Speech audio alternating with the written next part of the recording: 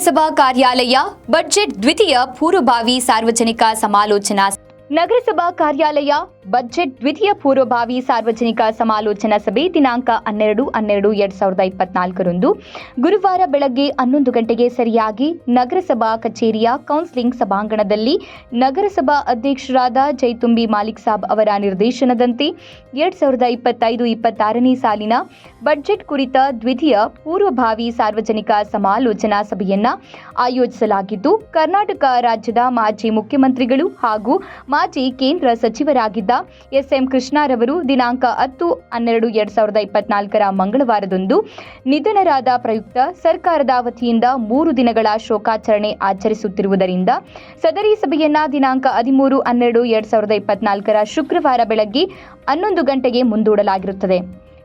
ಪ್ರಯುಕ್ತ ಸದರಿ ಸಭೆಗೆ ಗೌರವಾನ್ವಿತ ಎಲ್ಲ ಸದಸ್ಯರುಗಳು, ನಾಮನಿರ್ದೇಶಿತ ಸದಸ್ಯರುಗಳು ಸಕಾಲಕ್ಕೆ ಆಗಮಿಸಿ ತಮ್ಮ ಅಮೂಲ್ಯವಾದ ಸಲಹೆ ಸೂಚನೆಗಳನ್ನು ನೀಡಿ ನಗರದ ಅಭಿವೃದ್ಧಿಗೆ ಸಹಕರಿಸಬೇಕಾಗಿ ನಗರಸಭೆ ಪೌರಾಯುಕ್ತ ಜಗ್ಗಾರೆಡ್ಡಿ ಪ್ರಕಟಣೆಯಲ್ಲಿ ಕೋರಿದ್ದಾರೆ.